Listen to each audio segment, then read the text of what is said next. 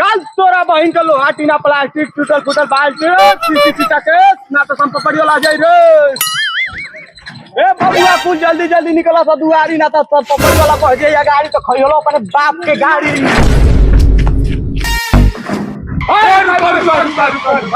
ये भैया चप्पल का फीता ले ला।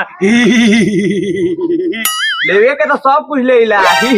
काकले बैठ साला भागे सर। ए भैया आई के तना के बा तन बाबू दे तो करे सरवा फोकट पहले पैसा दे लेवे। अरे साहब फोकट मांगा रे आज पैसा दे न सरवा जांगा रो जगाओ तो फरिए बे सरवा फरिए बे। अरे अबे साले काले का भाड़ा की ढेर बड़ी झगड़ा कर रे झगड़ा करे आने कर बे आ कले हमारे गांव से बच के ना दे भाई राय ला कारे सरवा कोई नहीं झगड़ा हिम्मत वाला भाई।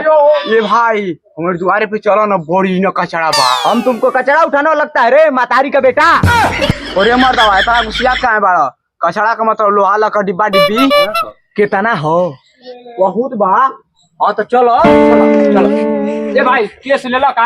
हाँ सब कुछ ले ले जात ले का थे ऊपर ले जाओ चलो जल्दी भाई आओ जल्दी आओ जल्दी आओ जल्दी आओ ऐसे आओ निकाल तेरी माई के लोहा टीना प्लास्टिक टूटल फाटल बाल्टी निकाल।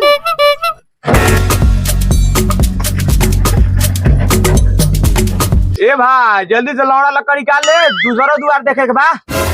आवत ही मरता बा काऊ जी आता उनको।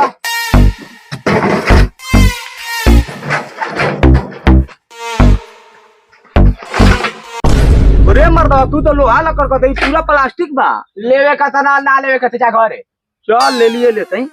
और का करते देखो 5 रुपया तब ज्यादा हम ना दे। 6 रुपया लगाइबे ना हम ना दे।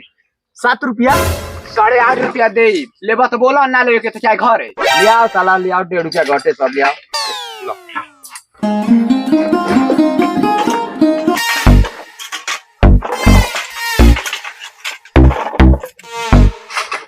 देख भाई ए भाई दोगलई ना काटा सही से धर। अरे भाई ईमानदारी के रोटी खाइला विश्वकर्मा हाथ में धइले बानी।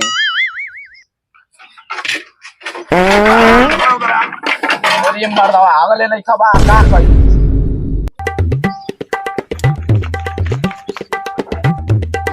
400 ग्राम 400 और 500 ग्राम।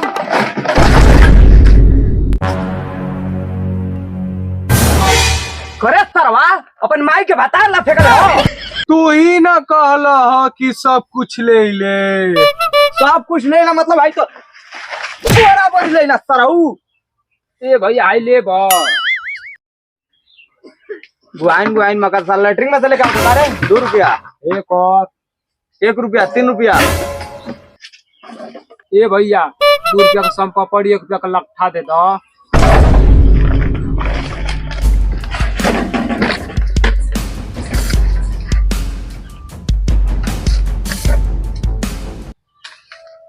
अरे सारे तू बाद दिया वाला रहे ना खोजनी है ना मिलल है खोज के लेके आवत है। हाँ चल ठीक है जो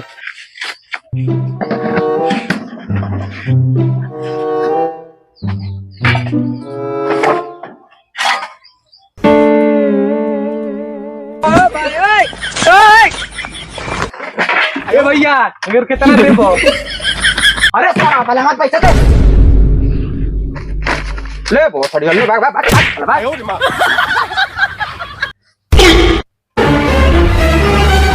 अरे सरवा ये डिब्बा जानल पहचान लगा था कहाँ से ले ले ए हमके चोर समझले हो का घर से लेके आवत हई। थोड़का सा भाई संपा पड़ी दो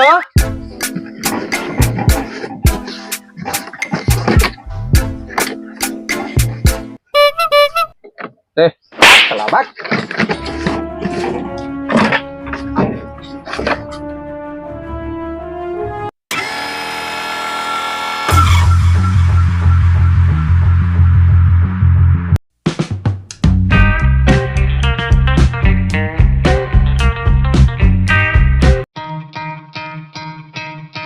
बेच लो टीना प्लास्टिक तबाड़ा बल्टी बेचो लो टीना प्लास्टिक कबाड़ फूटल सब बेचो। अरे लड़का सब भारी रे लेके आगे नहीं लगता उस संपा बड़ी तो की गली में आगे नहीं पार और सब ले ले। ए बेचा लोहा टीना फुटल फाटल कबाड़ तबाड़ बेचा बेचा लोहा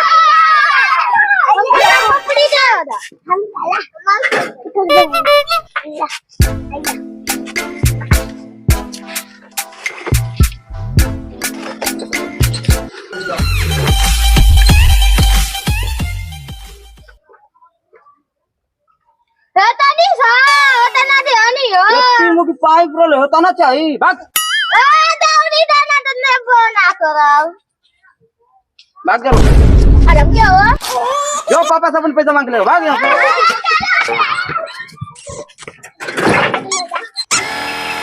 निकाल लो हाथ टीना टूटल फूटल साइकिल बर्तन निकाल कबाड़ का बात है वो सब बेदरी कबाड़ तुम खा रहे भाग भोसड़ी के बोलना तो गाना कर दे ए कबाड़ा बड़ा बिकाई हो लड़का बाहर निकलो संपा बड़ी लगता गए ओ लड़को बाहर आओ बाहर संपा बड़ी वाला रुक लाई बात और दम के संपा बड़ी और ढेर का बार बा ढेर का हमके संपा बड़ी चाहिए अरे साला ये कहाँ से बाहर ले लेके चल कर चलो में ऊपर से पकड़ो बा कहाँ से लेके आए पैखाना में 18 साल से सड़त रहा उहे तो लेके आई ले करे सरवा हम इतने बार किने वाला लोग अरे सरवा झगड़ा से बाद में करी ई पहले बता हमारे मुंह पे काहे झाट फेंकले हो वैसे न से झाट कितना संपपड़ी आन के बेच के संपपड़ी खा गई नहीं जा तू क्या रे और लो बहुत सारा हमके आलू के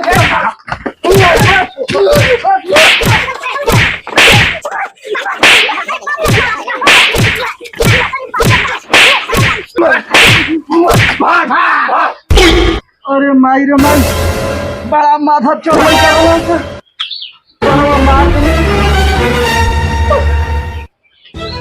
लो चलो आटीना पलाटी चल बाटल बाल्टी